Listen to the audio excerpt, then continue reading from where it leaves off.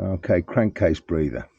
Now the original system used to come off straight out of the crankcase, wind its way up here through a little sort of mesh filter and into the airbox, and then it was filtered through the air filter, sucked back through the engine and reburnt. Not a system I was keen on.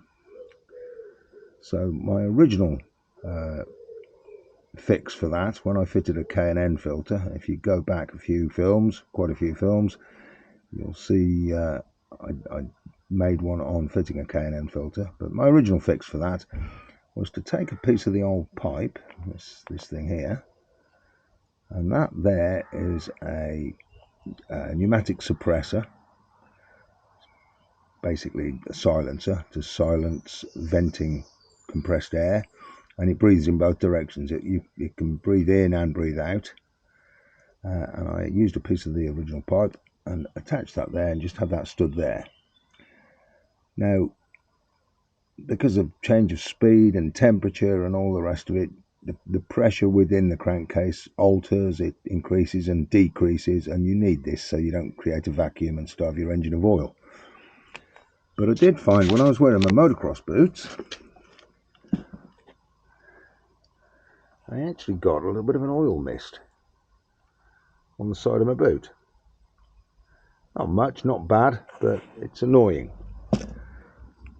So what I've done is I've dumped all of that and I've gone back to the old school way of doing things, and I've attached a pipe to the crankcase breather, which exits, curls round, goes behind this side panel where there's a lot of cables and wires and bits and pieces to get in the way, and then it curls up the back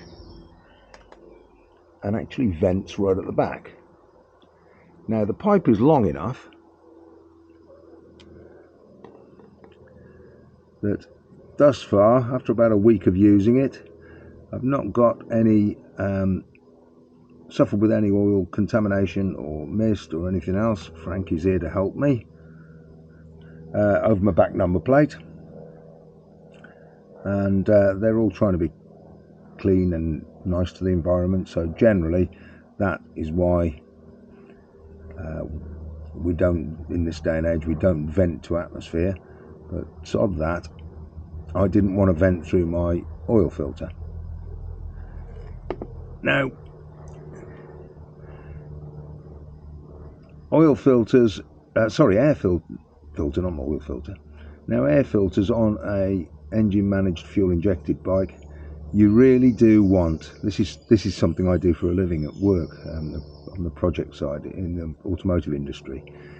You really want a volume of air, and a volume of relatively still air, but a constant volume of relatively still air, so that can feed the engine, and your engine management is not all over the place trying to cope with surges of air or lack of air, because that's what happens if you were to put a K&N pod kind of filter on. You'd be sucking a load of air in, and your engine management would then be thinking, oh, that's too lean, I need to richen it up, and your engine management would be working overtime trying to work out where it was supposed to be. So you would really need to, if you were going to take that route, you would really need to have it mapped as well to widen the parameters, so the ECU was capable of actually providing enough air, or it would be the other way around actually, is capable of providing enough fuel to get the mix where it would want to be. Now, I don't want to fart around with that. Apart from anything else, the air box, which is a big bulky thing, and it's a shame that I've got to have that, but there's so many other things strapped to it, cables, brake lines that go down to the ABS pump, the battery box, there's so many things that are strapped to it that I'd end up having to hide more by losing it and removing it altogether.